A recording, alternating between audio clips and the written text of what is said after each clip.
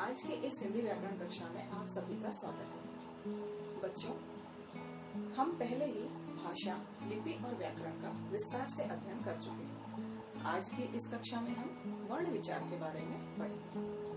वर्ण विचार के पहले भाग के अंतर्गत हम वर्ण, वर्णमाला, स्वर, व्यंजन, उनके भेद इत्यादि के बारे में पढ़ेंगे। तो सबसे पहले हम ये देखते हैं कि किसी भी भाषा को किस तरह से प्रयोग किया जाता है। भाषा का प्रयोग करने के दौरान हम विभिन्न प्रकार की ध्वनियों का उच्चारण करते हैं। मुंह से बोलते हुए जो ध्वनियां बाहर आती हैं, उनको लिखने के लिए विशेष प्रकार के चिन्हों का प्रयोग किया जाता है।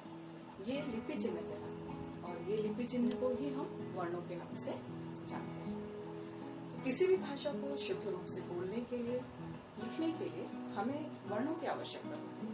तो सर्वप्रथम हमें किसी भी भाषा के वर्ण सीखना होता है। जब इन वर्णों को एक व्यवस्थित क्रम में लिखा जाता है तो ये वर्णमाला है। तो सबसे पहले हम ये जानें कि वर्ण क्या है। वर्ण किसी भी भाषा की सबसे छोटी इकाई, इनके टुकड़े नहीं किए जा सकते। वर्ण भाषा की सबसे छोटी इकाई है जिसके कि खंड नहीं किए जा सकते, इन्हें खंडित नहीं किया जा सकता। तो आइए सबसे पहले हम चलते हैं वर्णों के विभिन्न भेदों के। वर्ण दो प्रकार के होते हैं।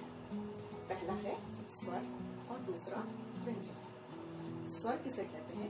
स्वर है हमारे मुंह से निकलने वाली ध्वनि, और इन ध्वनियों को उच्चारित करते समय हमें किसी भी वर्ण की आवश्यकता नहीं होती। ये स्वतः ही हमारे मुंह से निकलने वाली ध्वनि है। इनकी संख्या 11 है। तो देखें कौन कौन से वर्ण हैं।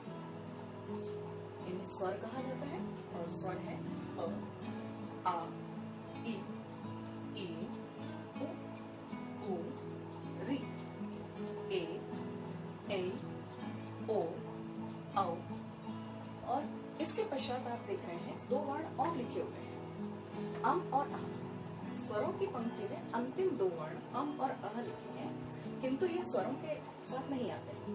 हाँ, इनका मात्राओं के साथ अवश्य प्रयोग किया जाता है और इन दोनों वर्णों को हम अम और अह को अनुस्वार और विसर्ग के नाम से जानते हैं और ये दोनों ही अयोगवार कहलाते हैं। इसके बारे में हम बाद में पढ़ेंगे। स्वरों के पश्चात आए व्यंजन पर। व्यंजन क्या होता है? व्यंजन जो यहाँ लिखे हुए हैं ये स्वर सहित लिखे हुए हैं। यदि हम इन्हें स्वर के बिना लिखें, क्योंकि व्यंजनों का उच्चारण हम बिना स्वरों की सहायता के नहीं कर पाते। जब हम स्वर का उच्चारण करते हैं तो हमें किसी प्रकार की सहायता की आवश्यकता नहीं होती, किंतु व्यंजनों का उच्चारण करने के समय हमें स्वरों की सहायता लेनी होती है। इन स्वरों के साथ अ का उच्चारण है, किंतु जब हम इन व्यंजनों को बिना स्वर के लिखें या स्वर के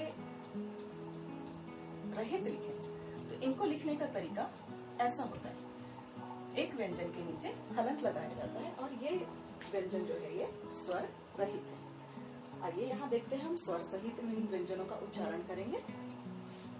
पहली पंक्ति में है क, ख, ग, घ, अंग, च, छ, ज, झ, ए, त, थ, ड, ढ, ण, त, थ, द, थ, न, प, फ, ब, भ, म।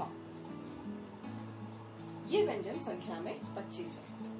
इसके पश्चात अंतस्थ व्यंजन आते हैं जो है य, र, ल और व। इनकी संख्या 4 है। पश्चात ऊष्म व्यंजनों की संख्या या ऊष्म व्यंजनों का उच्चारण देखें। श, श, स और ह। अंत में है संयुक्ताक्षर। संयुक्ताक्षर दो अक्षरों के मेल से या दो वर्णों के मेल से बने हुए वर्ण हैं। क्ष, त्र, ज्ञ और श्र। भाषा के अंतर्गत, हिंदी भाषा के अंतर्गत कुछ आगत ध्वनियां भी हैं। इसके विषय में भी हम बाद में पढ़ेंगे विस्तार से बाद में, किंतु यहाँ देखें कि कौन कौन सी आगत ध्वनियां हैं। ये है ज, जिसके नीचे नुक्ता लगा हुआ है और नुक्ता लगने के कारण इसके उच्चारण में परिवर्तन आ गया है जो है स।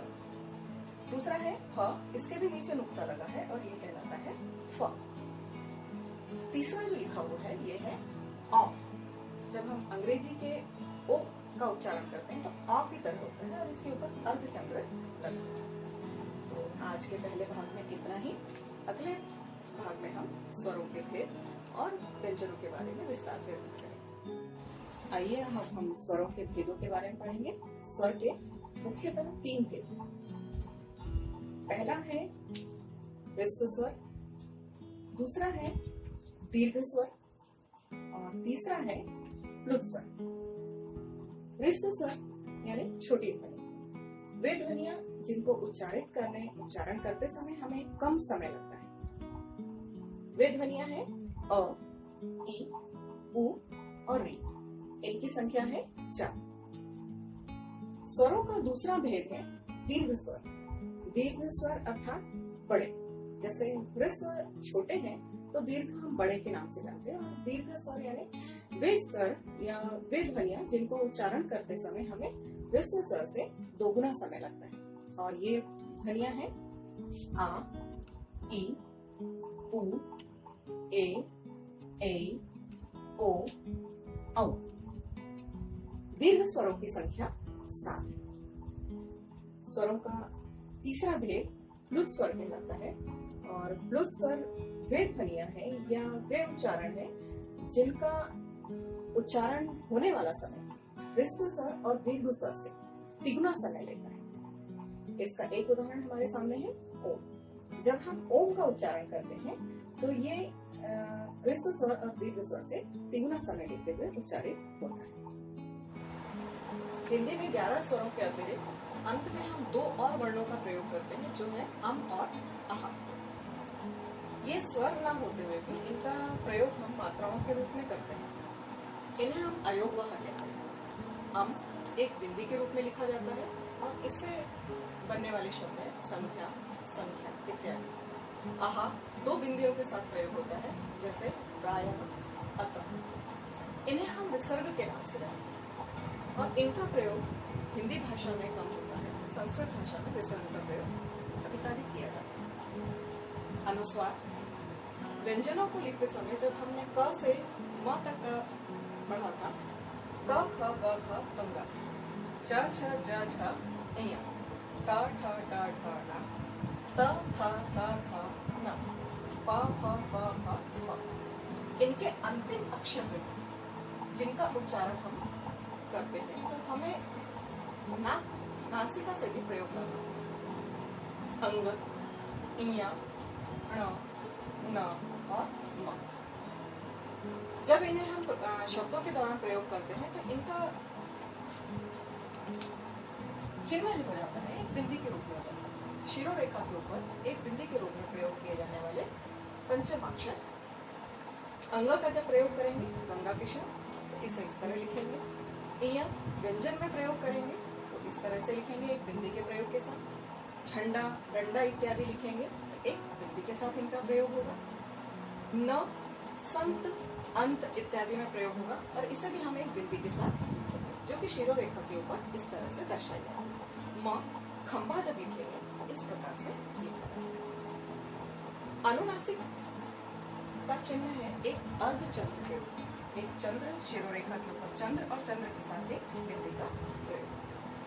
जब हम अनुनासिक शब्दों का प्रयोग करते हैं ये अर्धचंद्र के साथ प्रयोग होता है और इसका उच्चारण करते समय नाक और मुंह दोनों से हवा निकलती है। इसे हम चंद्रबिंदु भी कहते हैं। अनुनासिक भी है और साथ ही साथ इसे हम चंद्रबिंदु भी कहते हैं और लिखने के दौरान भी चंद्रबिंदु की तरह ही दिखाई पड़ता है। शिरोरेखा के ऊपर चंद्रबिंदु इस तरह से लिखा जाता है। इनका प्रयोग ऊंट, ऊंट, चांद, आंख इस तरह से लिखे जाने वाले शब्द। हिंदी भाषा में इन स्वरों और व्यंजनों के अतिरिक्त कुछ आगत ध्वनियां भी है, जैसे ज। ज के नीचे यदि ये नुक्ता लगा दिया जाए तो इसका उच्चारण भी परिवर्तित हो जाता है, जिसे हम ज के रूप में उच्चारण करते हैं।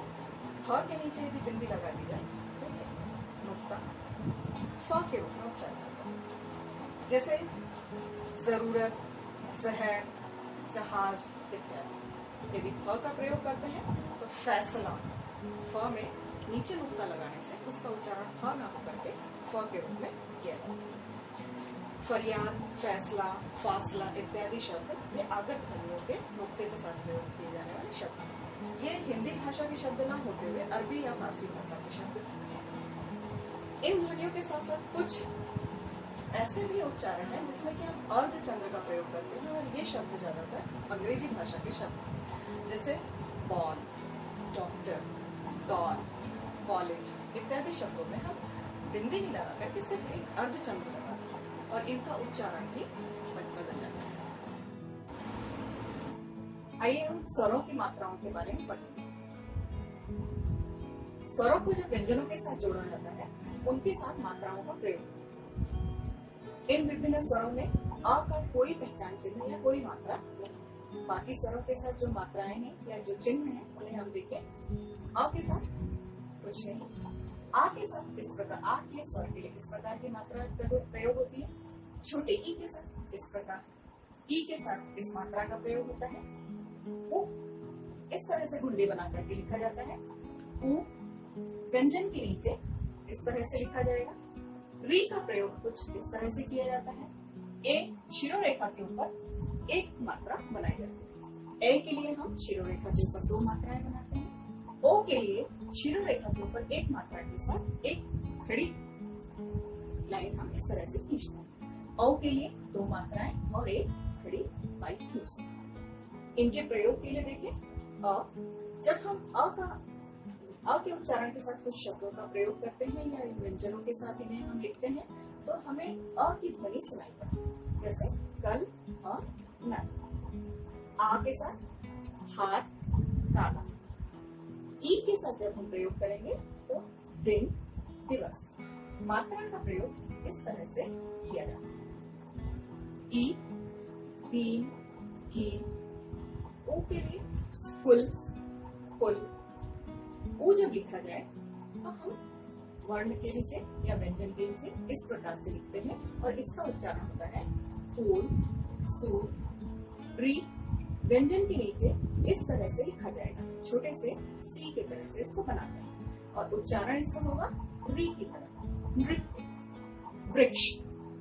ए शिरोरेखा ऊपर खींची जाए, शिरोरेखा के ऊपर एक मात्रा इस तरह से बनाई जाएगी और स के साथ ए को जोड़ने पर से और ब, से। केला, ए की मात्रा पैसा, कैसा। ओ बोल, बोल। औ की मात्रा पौधा और मौन इत्यादि। हिंदी वर्णमाला में हम स्वर, विभिन्न प्रकार के स्वरों के भेद, उनकी मात्राओं के बारे में अध्ययन कर चुके हैं। आइए अब हम देखें व्यंजनों के कौन कौन से। व्यंजन मुख्यतः 3 प्रकार के हैं: स्पर्श व्यंजन, अंतस्थ व्यंजन और ऊष्म व्यंजन। तो सर्वप्रथम हम देखते हैं स्पर्श व्यंजन क्या होता है। स्पर्श का अर्थ है टच करना। जब हम इन व्यंजनों का उच्चारण करते हैं तो कहीं न कहीं स्पर्श होता है। व्यंजनों का उच्चारण करते समय मुंह में स्पर्श होने वाले स्थान। क वाली पंक्ति देखें। पहले व्यंजन के आधार पर इसे हमने क वर्ग नाम दिया है। क, ख, ग, घ और अ। च वर्ग के हैं च, छ, ज, छ और इ। ट वर्ग में है त से प्रारंभ होने वाले त, ठ, ड, ठ, ण। त वर्ग में त, थ, द, थ, न। प वर्ग में है प, फ, फ, फ और म। इन वर्गों को जो नाम दिए गए हैं इनकी एक पंक्ति के एक ही वर्ग में आने का कारण है कि जब हम इनका उच्चारण करते हैं क से लेकर के ख तक तो इनका उच्चारण स्थान हमारे मुंह में एक ही होता है। जब हम ग का उच्चारण करें तो हमारी जीभ का पिछला भाग मुंह के पिछले भाग से टच करता है। च वर्ग में दांतों के साथ जीभ का स्पर्श। त वर्ग में हमारी जीभ का अग्रभाग जो है वो तालू से टकराता है। त वर्ग में जीभ का अग्रभाग हमारे दांतों से टकराता है और प वर्ग में दोनों ओठ हमारे मिल जाते हैं। इसी आधार पर इन्हें इन वर्गों में विभाजित किया है और चूंकि ये हमारे मुंह के भीतर कहीं न कहीं स्पर्श होते हैं इसलिए इन व्यंजनों का नाम स्पर्श व्यंजन है। इनकी संख्या 25 है। इसके बाद य, र, ल और व व्यंजन आते हैं जिन्हें उच्चारण करते समय हमारे मुंह में जीभ का स्पर्श किसी भी स्थान पर नहीं होता है। इस कारण इसे अंतस्थ व्यंजन कहा जाता है और इनकी संख्या भी 4, 1, 2, 3 और 4। श, श, स और ह। इन चारों व्यंजनों का उच्चारण करते समय हमारे मुंह में घर्षण होता है या रगड़ होती है और साथ ही साथ उच्चारण करते समय मुंह से गर्म हवा बाहर आती है। इस कारण इन्हें ऊष्म व्यंजन कहा जाता है और इनकी संख्या भी 4। इस प्रकार यदि हम देखें तो स्पर्श व्यंजन, अंतस्थ व्यंजन और ऊष्म व्यंजनों को मिलाकर के 25 कुल व्यंजनों की संख्या 33 है। और अंत में इसके बाद है संयुक्ताक्षर, इसके बाद भी पढ़ेंगे। हिंदी की वर्णमाला में 4 संयुक्ताक्षर हैं।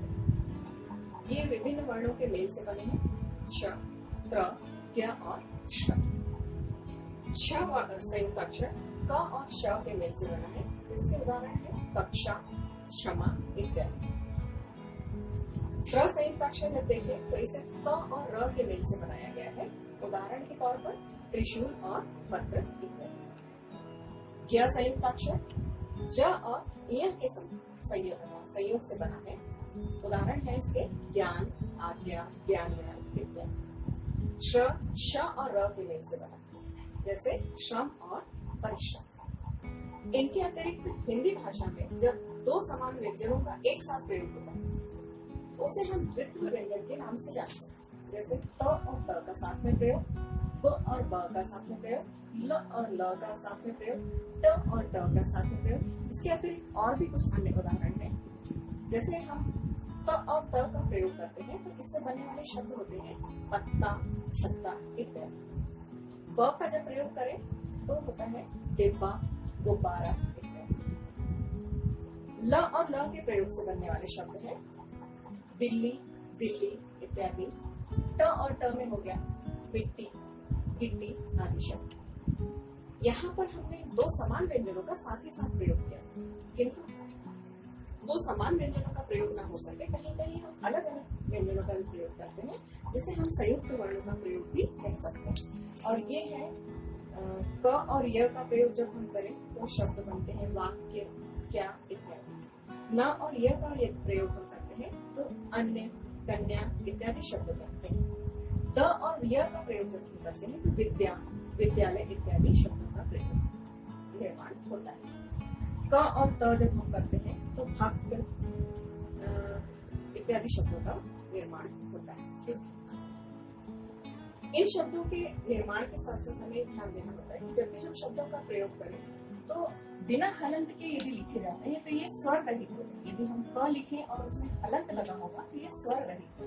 इसी प्रकार ये पहले वर्ण जो लिखे गए हैं ये स्वर रहित है और बाद में लिखे वाले वर्ण जो है ये स्वर के साथ है और इनको लिखने का तरीका बदलता है। भाषा में हम लगभग सभी वर्णों को और वर्णों के प्रयोग को हम सीख चुके हैं, किंतु यदि सारे वर्णों को देखें तो उसमें र वर्ण एक ऐसा वर्ण है जिसको लिखने का तरीका कुछ अलग है। ये तरीका किस प्रकार से भिन्न है इसे भी हम देख लें।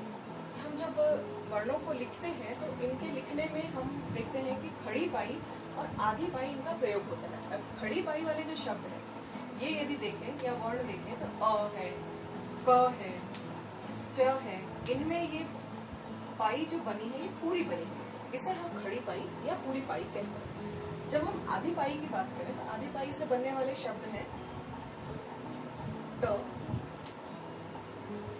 थ, ठ। ये जो पाई है ये काफी छोटी सी प्रयोग है, इसे हम आधी पाई भी कहते हैं। पूरी पाई मतलब वर्णों में प्रयोग होने वाली ये रेखा जो खींची गई है ये नीचे तक आती है। च में हो गई, ग में हो गई, लगभग सारे ही वर्णों में इस प्रकार की पाई का प्रयोग है। और इस पंक्ति में जो है ये छोटे ई है या ट है, फ है, ठ है, इनमें आधी पाई का प्रयोग किया गया है। इस प्रकार से लिखे जाने के कारण सिर्फ एक र वर्ण ऐसा बचता है जो पूरी वर्णमाला में सबसे अलग है, इसलिए इसके प्रयोग भी अलग अलग किए जाते हैं या उसका प्रयोग जो किया जाता है मात्राओं के साथ, ये हमें विभिन्न प्रकार से करना होता है, जिसे हम प्रयोग यहाँ पर प्रयोग करके देखें। र यदि वर्ण लिखा जाए और वो स्वर रहित है, स्वर रहित यानी उसमें किसी भी प्रकार के स्वर का प्रयोग नहीं हुआ है, तो उसे हम इस शिरोरेखा के ऊपर इस प्रकार से लिखते हैं। वो किस स्थिति में लिखा जाता है ये इन शब्दों के प्रयोग के दौरान देखें। जैसे प का प्रयोग किया गया, पर्व लिखा है तो प जो है प के साथ अ स्वर का उच्चारण हो रहा है। व जब उच्चारित करें तो व के साथ भी हमें अ का उच्चारण सुनाई पड़ रहा है, किंतु जब हम पर्व साथ में बोलते हैं तो इस र का उच्चारण बहुत जल्दी किया जाता है, और इस जल्दी करने के कारण हमें समझ में आता है कि यहाँ पर र में कोई भी स्वर प्रयोग नहीं हुआ, किंतु ये इस वर्ण के पहले या व के पहले प्रयोग हुआ है, और इसे हम व के सिर के ऊपर लिखते हैं, या उसे सिर चढ़ा भी कहा जाता है, कहीं कहीं इसे सिर चढ़ा के नाम से भी प्रयोग किया जाता है। प, र और व लिखने के लिए हम अभी वर्ण विच्छेद जब देखेंगे तो इसके वर्ण विच्छेद में हमें समझ में आ जाएगा कि इस र का प्रयोग किस प्रकार से किया जाए। कार्य, क में आ का स्वर सुनाई पड़ता है, र में किसी प्रकार के स्वर का उच्चारण नहीं हुआ। इसके पश्चात है य में भी अ का उच्चारण है। ठीक इसी प्रकार गर्व, क, र और व, लेकिन उच्चारण करते समय हमें र का प्रयोग जल्दी करना होता है और ये उच्चारण किया जाता है गर्व।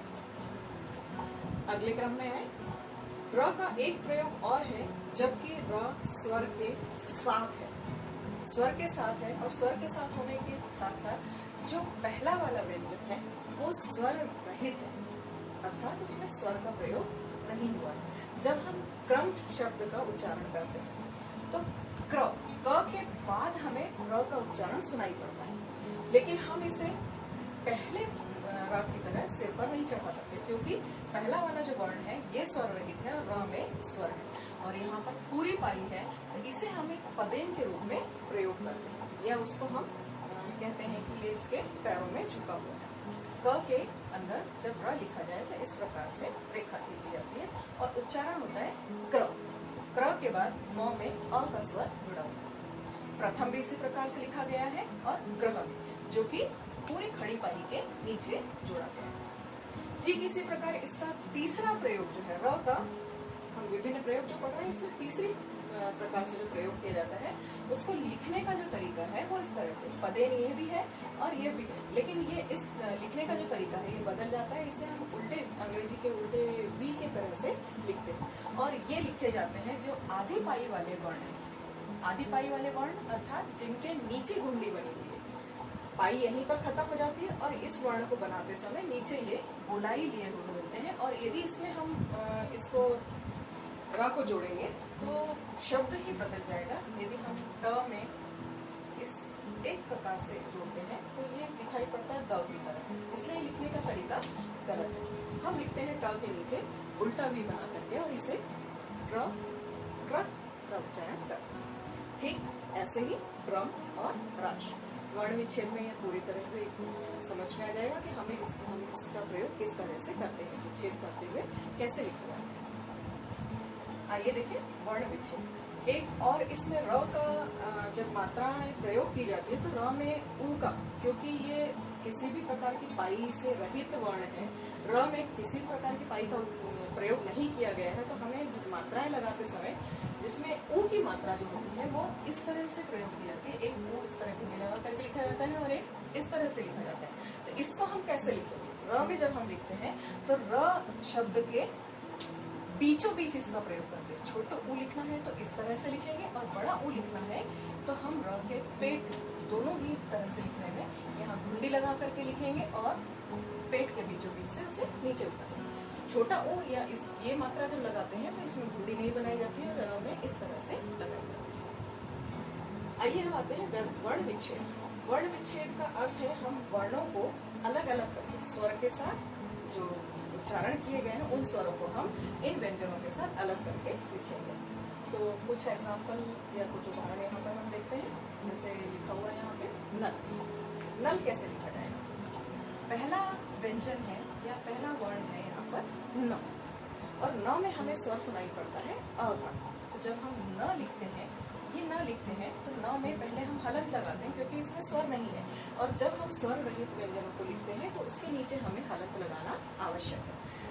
न में लगाया हलंत, इसके बाद इसमें स्वर जुड़ा है अ, तो न और अ मिलाकर के हुआ न। ल में भी हलंत लगाया जाएगा क्योंकि ल स्वर रहित है और इसमें जो स्वर सुनाई पड़ता है वो है अ। इस प्रकार न और ल, न और प्लस अ और ल प्लस अ मिलाकर के बनता है पूरा वर्ण। तो दोनों वर्ण मिलाकर के जो शब्द निर्माण होता है वो है न। अगला शब्द देखें किताब।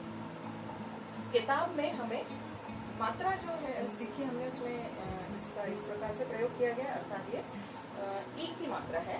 और लिखते समय हमें जब वर्ण विच्छेद हम करेंगे तो क के साथ हमें ई जोड़ना है, क्योंकि क जो है ये स्वर रहित लिखा हुआ है, इसमें ई का उच्चारण हुआ है, अर्थात क के साथ हमने ई का स्वर यहाँ पर जोड़ा है। क और ई मिलाकर के हो जाता है की। त में हमें आ का उच्चारण सुनाई पड़ता है, तो त के साथ हम आ स्वर को जोड़ते हैं और ये हो जाता है त और आ मिलाकर के ता। ब में किसी प्रकार की मात्रा नहीं है, वो सिर्फ अ के उच्चारण के साथ है, अतः इसे ब प्लस अ लिखा जाता है। और ये तीनों मिलाकर के क, ई, की, त और आ मिलाकर के ता, और ब और अ मिलाकर के ब, किताब। अगला शब्द है कृपा। जब हम कृपा लिखते हैं तो ये देख रहे हैं कि क में हमने नीचे री की मात्रा का प्रयोग किया है, तो वर्ण विच्छेद करते हुए भी हमें इसका ध्यान देना होगा कि क में री की मात्रा का किस प्रकार से लिखना है। क हमें हलंत के साथ लिखना है, क्योंकि ये स्वर रहित यहाँ पर क लिखा गया है। क में री लिखा हुआ है, री जुड़ा हुआ है, तो इसे हमें यहाँ पे री स्वर के द्वारा ही दर्शाना होगा। क प्लस री, री, और प में आ का स्वर है, प और आ मिलाकर के पा, क्री और